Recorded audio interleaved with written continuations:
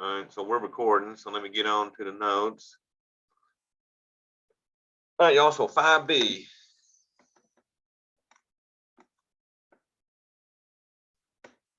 In 5B deals with should you believe a statistical study? So should you believe a statistical study?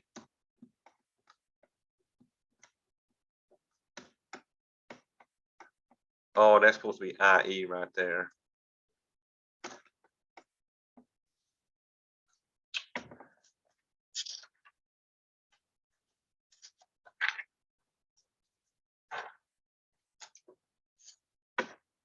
So first we'll look at evaluating a statistical study.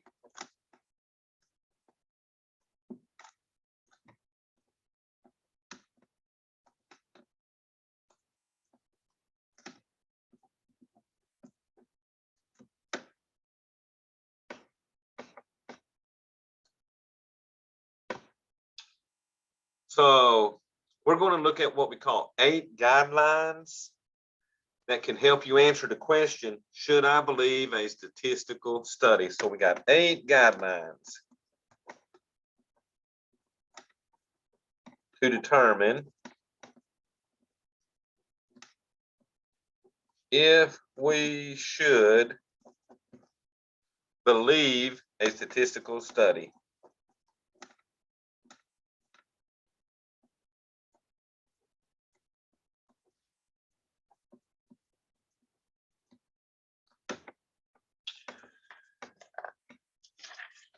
You know, that's mainly what today will be about, these 8 guidelines. So guideline number 1,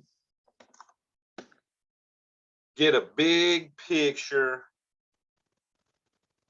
view of the study. So get a big picture view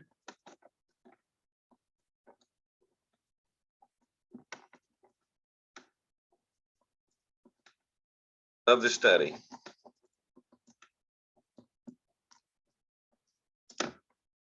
So what I mean by that, what was the goal of the study?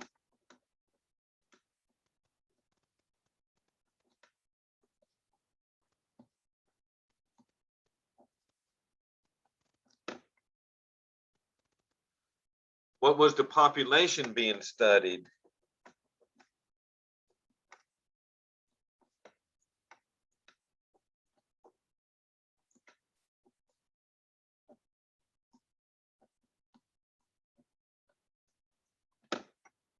Was it clearly and appropriately defined?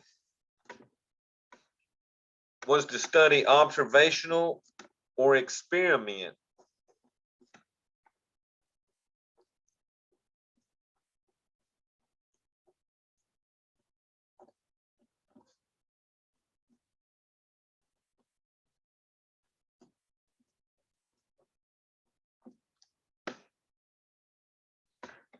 If so, was it a single or double blind? And were the treatment and control groups properly randomized? And then given the go, was the type of study appropriate? So that involves getting what we call a big picture of the overall study. So your second guideline, consider the source of the study.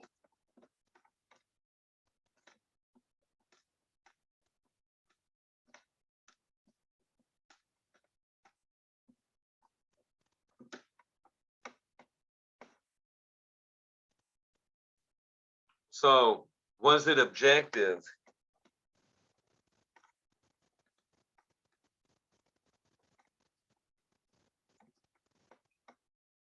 Or could there be places of bias?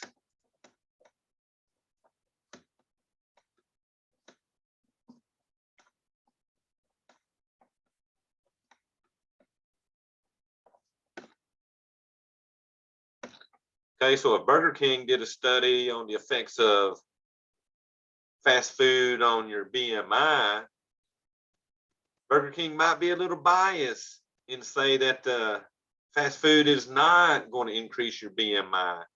So they wouldn't be a very good source to perform that study because they would probably be a little biased. So you want to watch for that, okay? Which brings us to guideline 3. Look for bias in the sample.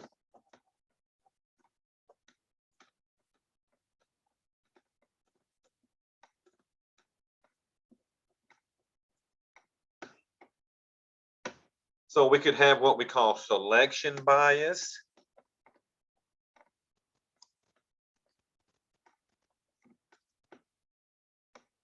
And that occurs when the researchers select their sample in a way that tends to make it unrepresentative of the population.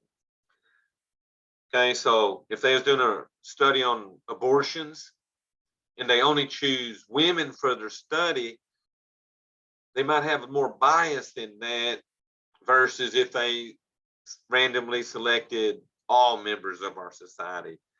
So selection bias occurs when the researchers select their sample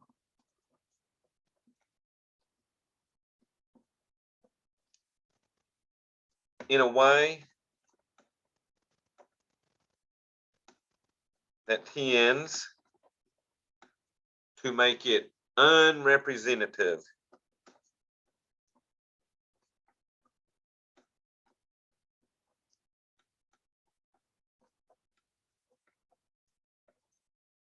Unrepresentative of the population.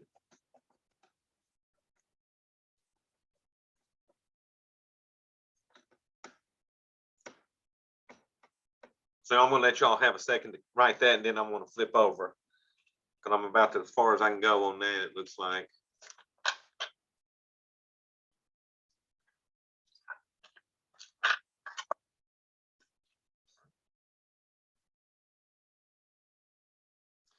So the second type of bias you got to look for is what we call participation bias. And that occurs mainly when you do surveys and polls. And it arises whenever people choose whether to participate. So here we go on the second type of bias was participation bias.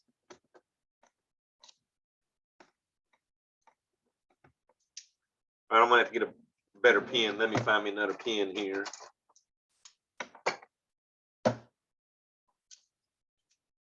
All right, so participation bias.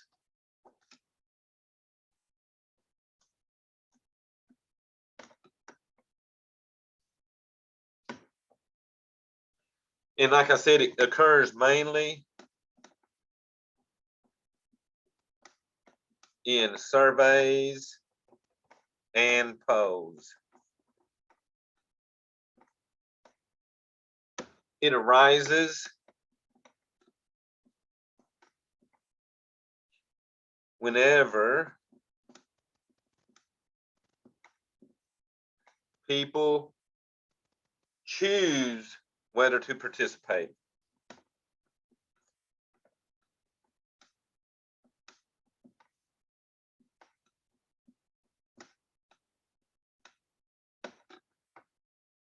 So they might poll you on gun control. All the gun owners, they might want to participate, so they're going to get in there and really press for the gun control, whereas people that might not own guns might not really care about participating in it. So that's when you get a little participation bias, because everybody that's really wanting to do the surveys are pro guns. So any outlooks might tend to favor what the pro gun people were thinking, okay? All right, y'all, 3 down, 5 to go. Number 4 guideline. Look for problems in defining or measuring the variables of interest. So look for problems in defining or measuring the variables of interest.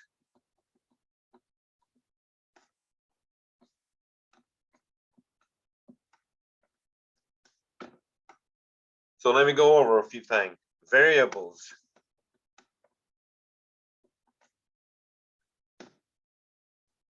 A variable is any item or quantity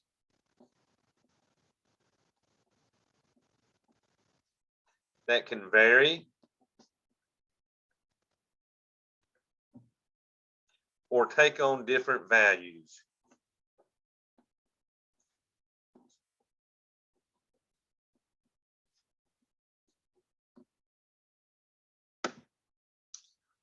And then notice up here, I also said variables of interest. So variables of interest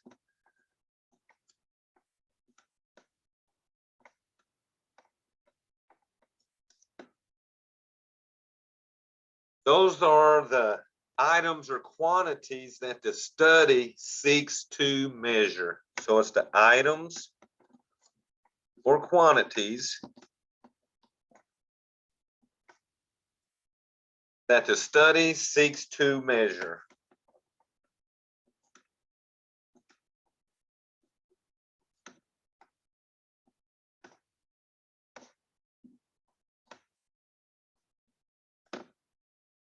So a lot of times we're looking at your means, your modes, your medians. We want to find what's the average of these. Okay, so you got to make sure these variables are things that you can actually measure, okay?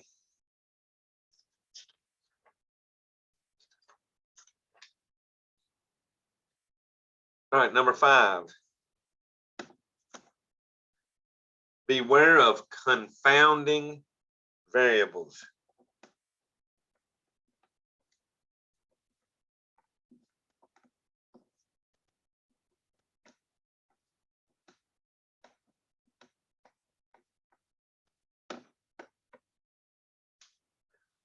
So what we mean is variables that are not intended to be part of the study can sometimes make it difficult to interpret the results properly. So such variables are often called confounding variables because they confound or confuse a study's results. So they confound or confuse a study's results.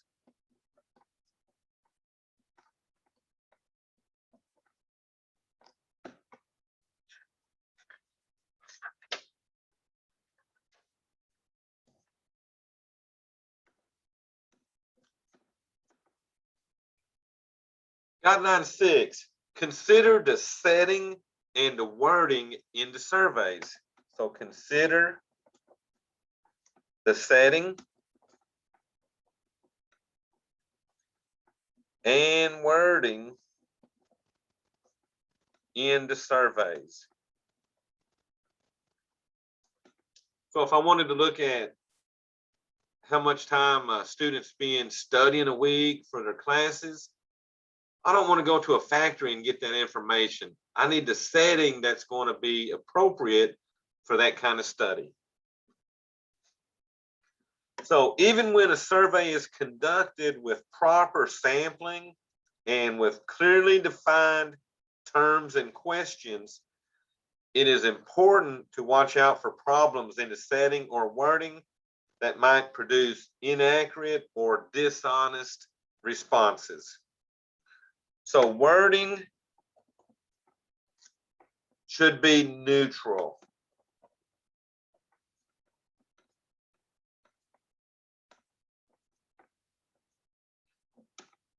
Not judgmental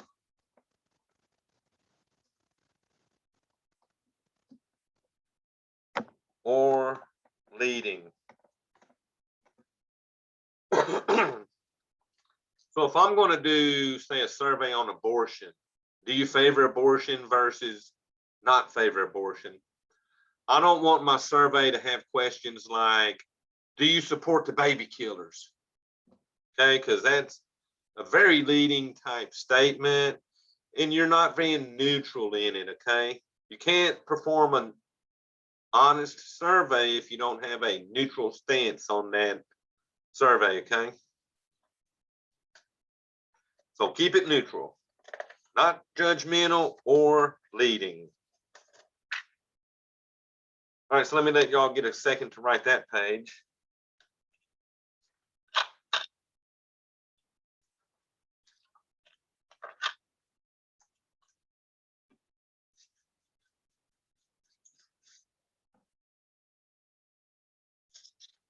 All right, y'all, so next page.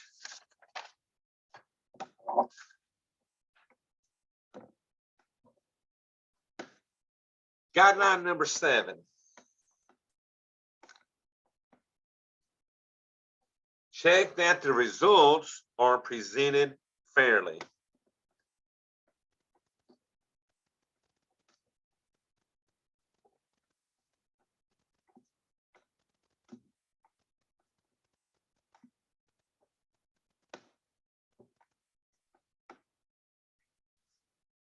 So the study may be misrepresented in graphs or concluding statements. Researchers may misinterpret the results or jump to conclusions not supported by the results. Okay, so the study may be misrepresented.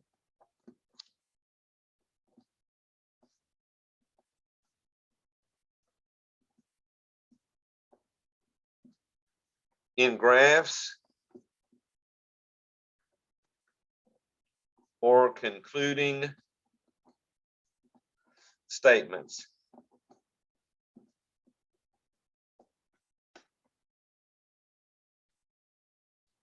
And then, like we said, the researchers may jump to conclusions.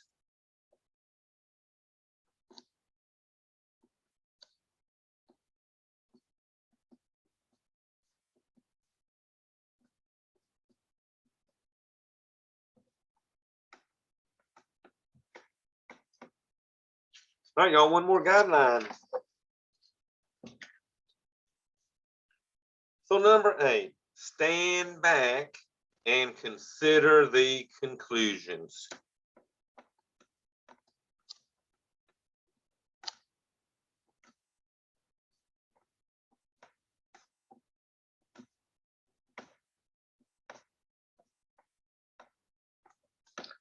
So ask yourself the following question. Did the study achieve its goals?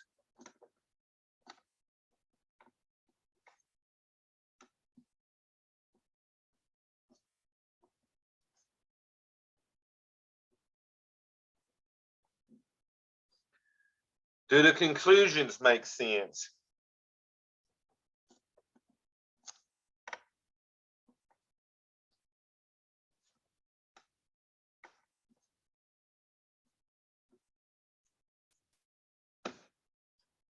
Can you rule out alternative explanations for the results?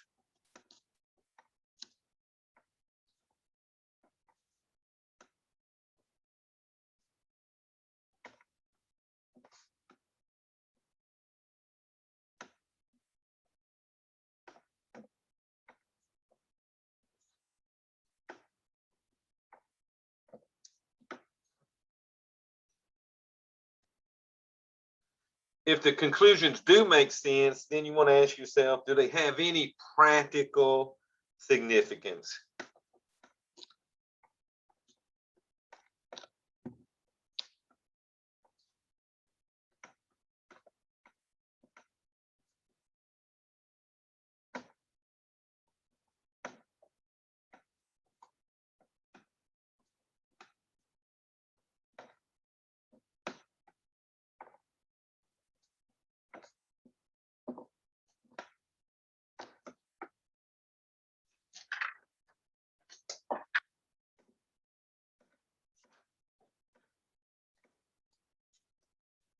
You know, that was 5B, just going over those 8 guidelines. So what I'm going to do now is go through a little bit of this 5B homework to show you what kind of questions you're going to get hit with in that.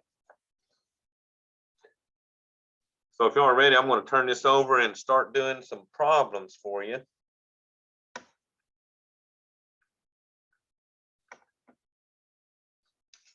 All righty, so here we go. And this section only had 7 homework problems, okay? So this will be 5B homework. So let me find my sheet I had here.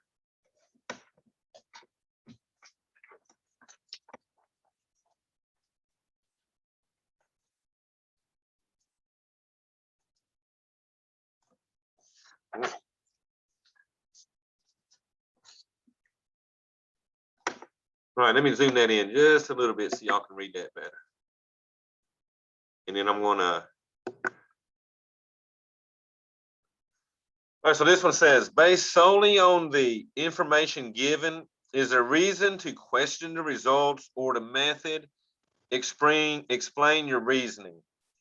So they're asking us, a survey of hourly wages of fast food workers in a large city samples 20 workers from each of 10 fast food restaurants. So that's going to give me what, about 200 workers they're surveying. So first of all, they want to know, are these results valid or invalid, and then why? So y'all, on that one, you're getting 20 workers from 10 restaurants. That's going to give you 200 people that you're surveying. So that would definitely make that a valid survey. And it's valid because you have a sample that is what we call large and diverse. So the sample is large and diverse.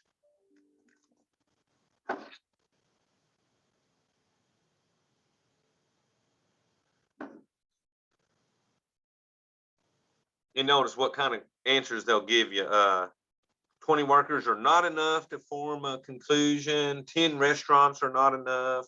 And then only fast food workers were sampled. And remember, they were just looking at hourly wages of the fast food workers. So that's the only kind of people we really needed to survey anyway. Okay. So based on the information given, do you have reason to question the results of the following hypothetical study? Explain your reasoning. A study by a conservative foundation is designed to assess a new Democratic spending plan. Is there reason to question those results? Well, remember, you got a conservative foundation assessing a Democratic spending plan. So you're going to definitely say yes on that one. There was a reason, because there's possibility of bias. Okay.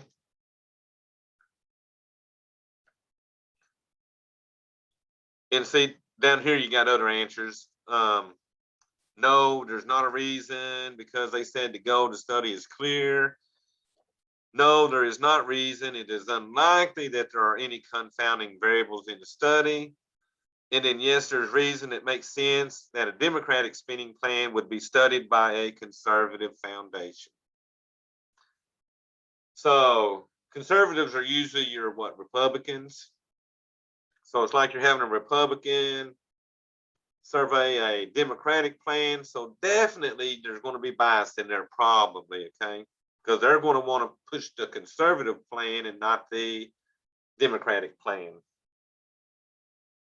Are these sort of making sense, what they're doing here? So look at this third one. Once again, based on the information given, is there reason to question the results or the method? To gauge public opinion on whether there should be a constitutional amendment to ban capital punishment, a survey asked people, do you support legalized murder. So remember, that's one of those judgmental type questions we said to look out for in your guidelines. So this is not going to be valid. And it's once again because that survey question is leading.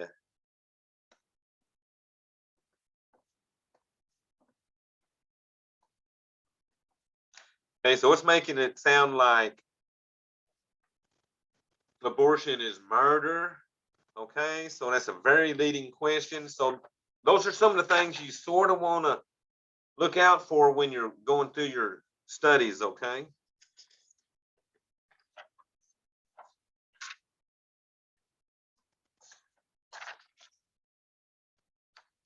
So this one wants to know, identify any, whoops, I'm too far up.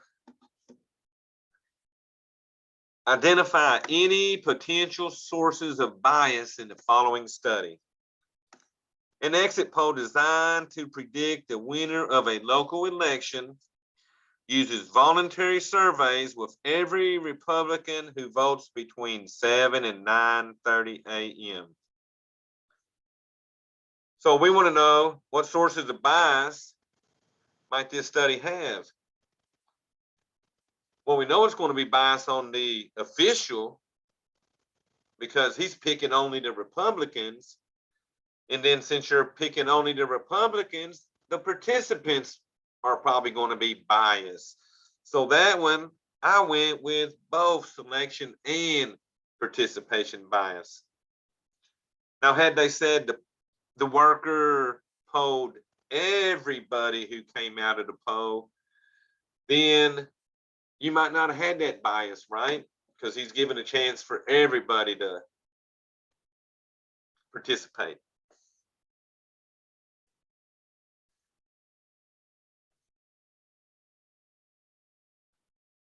Oh, let's see what we got here. An article noted that chocolate is rich in flavonoids.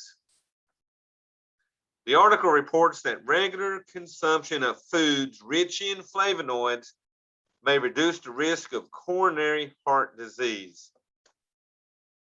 The study received funding from a candy company and a chocolate manufacturers association. Identify and explain at least one source of bias in the study described, then to suggest how the bias might have been avoided.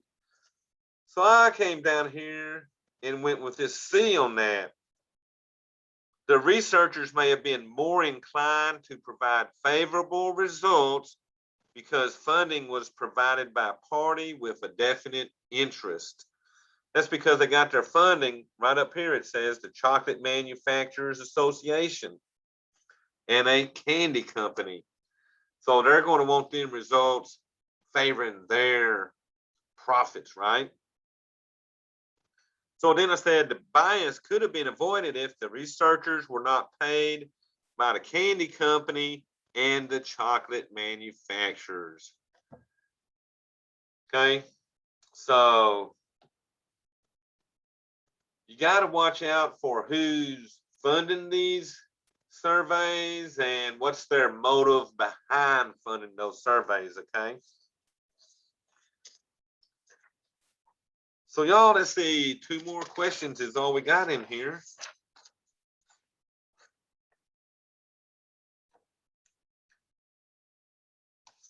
So this one says, a research organization did a study for a reputable magazine illustrating the effects of wording in a survey. 2 questions were asked. Do you personally believe that abortion is wrong? Whatever your own personal view of abortion, do you favor or oppose a woman in this country having the choice to have an abortion with the advice of her doctor? So to the first question, it says 57% of the respondents applied yes, 36 responded no. In response to the second question, 69% favored allowing women to have choice and 24% opposed women having their choice. Discuss the 2 questions produced discuss why the two questions produce seemingly contradictory results. How could the results of the questions be used selectively by various groups? So right here, the first question uses biased wording such as wrong. So right here they got wrong. So I went with that on that. The second question, I said it uses neutral language and allows respondents their own opinions without judgment. Because they're not saying you're murderers and all this. They just said, do you believe women have a right to choose? And that was advice of their doctors, okay? So then it says, the first question could be used by anti-abortion type people, right? Because they're saying abortion is wrong. So I went with anti-abortion on that. And on the second question, because of that wording, I said that one could have been used by your pro-abortion rights. Pro-abortion believes in women having the choice, definitely if it's a medical type issue, to where anti-abortion type people see abortion as murder and killing, okay? All right, then let's see. The last question, y'all. The headline, drugs shown in 98% of movies, accompanied a news story that described a government study claiming that drug use, drinking, or smoking was depicted in 98% of the top movie rentals. Discuss whether that headline accurately represents the story. So y'all came down here and went with A on that because I said the headline refers to drugs, whereas the story refers to drug use, drinking, and smoking. The headline is very misleading because of the term drugs. Is generally considered to consist of drugs other than cigarettes or alcohol. Also, all movies consist of more than just the top movie rentals. So see, they was only going to the top movies instead of going through all movies. So you'll have 7 problems really similar to mine, and go through, and it's sort of more like thinking logically on these. So y'all, let me show y'all one thing I wanted to show y'all on the project. So y'all got my car.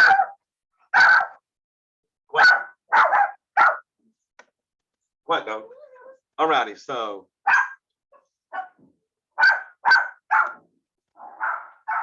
I'm gonna have someone at my door. All righty. So on the project, by now, I'm hoping that y'all got your car picked out and filled out part A. So then, this is part B. So in part B, you're going to go to this www.wallethub.com, and that's where you're going to find out your information. Are y'all seeing that? Hang on a second. Let me get my share back up. All right, y'all hang on one second. I got to shut the door.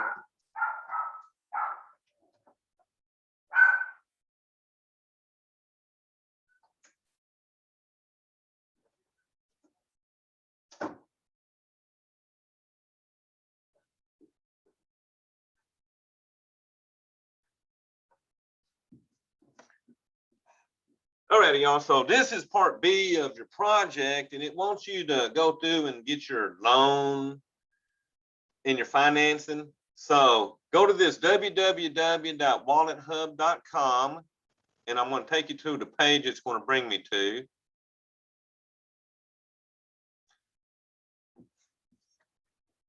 So that's going to bring you to their page. So the first thing, go up here where it says loans, click on loans and go to car loans. Over here on the left side, on the loan purpose, I'm gonna act like I'm doing a new car. So I'm gonna click new car. Come down here, put the amount of your car. So let me change that. So say I found me a car for $35,000. Oh, one more zero. So $35,000 car. Go down a little bit. If you're wanting to put anything down on this car, put what percent. So I'm not doing 20%. I might do, oh hell, I ain't got no money, so I'm just going to do 0%. On your My Credit right here, put excellent. So we just want y'all to use excellent for this. And you notice they're bringing up all these loan options I can use. So the top one, let me go up a little bit. I can't see it. So 72 month car loan I can get for $550 a month at 4.13% interest with Wells Fargo. I can do the 60-month option, which is shorter. That's why the payment's a little higher. Also with Wells Fargo, and at the same interest rate of 4.13. So usually the interest rates will be the same on your loans. So go by, pick you the 3 that we needed for each of the months. And let's see. So this is giving me options for 24 months, 36, 48, 60, and 72. Now you'll also, depending on which loans you pick, to get the total amount of the car, multiply those monthly payments times how many months you're doing it. So let me go back and see if I can find that page.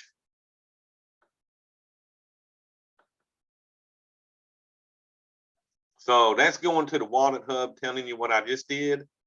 So your next page, that's what I was showing you where my loans were. I put 0 down. Now this car, they're using 16,000. So you'll get your information like that. Come on down.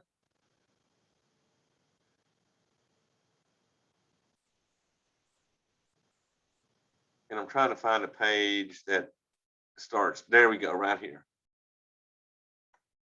So right here, you're going to put which ones had the lowest APR and the lender. So my lender was what, Wells Fargo. And then compare the monthly payments. And then the total amount paid will be your monthly payments times the prices of the monthly payments, okay? So let's go down. And then part C we'll work on next week.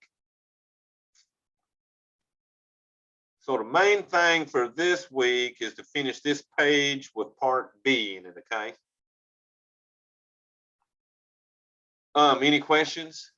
Yes. Okay. On your credit options, your loan options, go up like those.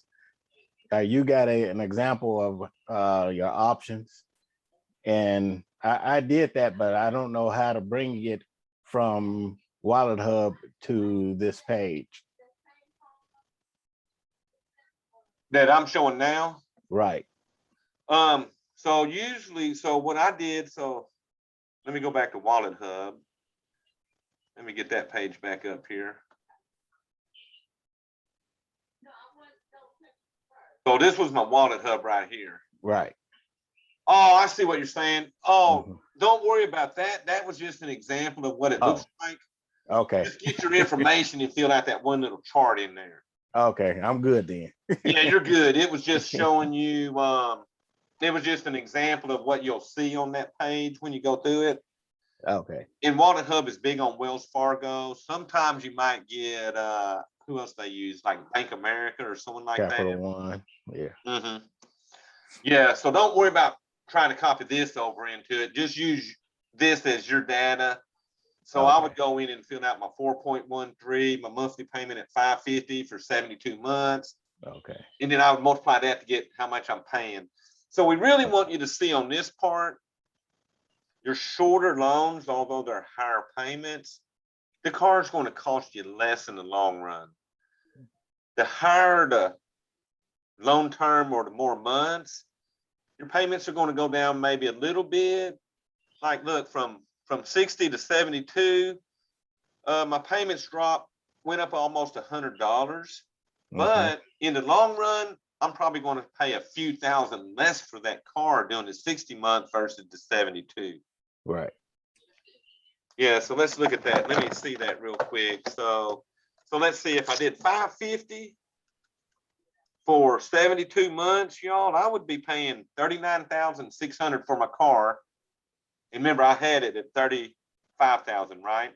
Right. So for 72 months, I'm going to pay about $4,600 more.